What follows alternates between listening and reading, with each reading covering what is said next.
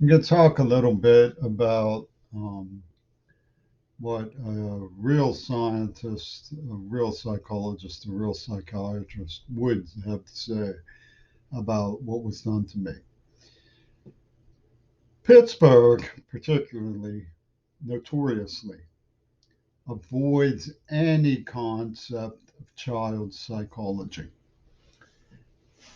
The idea that a child can be tortured, molested, brainwashed, led to do things through terror, held hostage, pedophile, to them has no meaning. It goes in one ear and out the other, as they say. But between, it's not emptiness, it's neuro guardsmen at work, minds within minds, PhDs within PhDs, postdoctorates within postdoctorates. The Vienna Circle is at Pitt.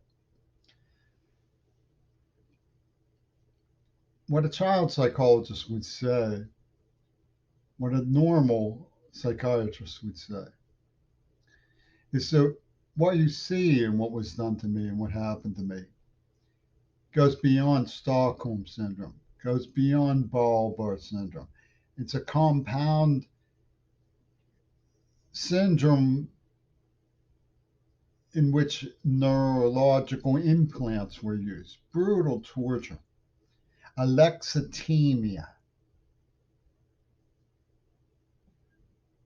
things that are so far beyond what Louis Lapham wanted to hold an 11-year-old responsible for so he could keep playing Michael Reagan's favorite scene over and over and over again and get Yoko Ono cackling. That they summoned their PhDs to deny it and say it was a provincial norm and get the baseball players to go, yeah, Ringo, yeah, yeah, tubes.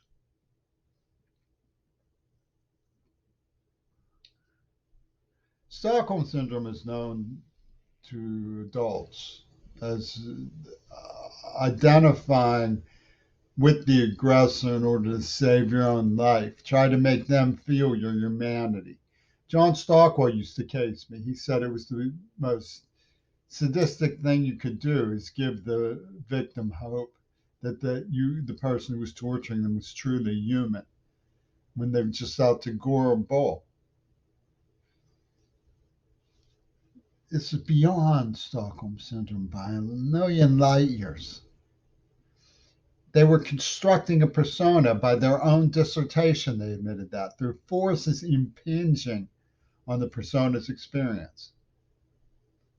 And not one of the brilliance at Sound Mental Health dared to say that a child in trauma and in trouble was play acting to save their own life.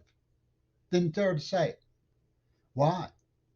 Well, if you look at the murder of Circe Kennedy, you can see what sort of enforcement is at work in the postal union, making sure that the message of John Schulman that he better get house arrest gets around.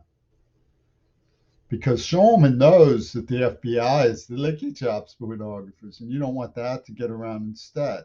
So get around that you're going to give him a good due. I don't care what happens to Schulman. I warned people that he was trouble. I'm satisfied that I did my level best. I barely escaped with my life when his gang framed me, put me somewhere doing something I didn't do.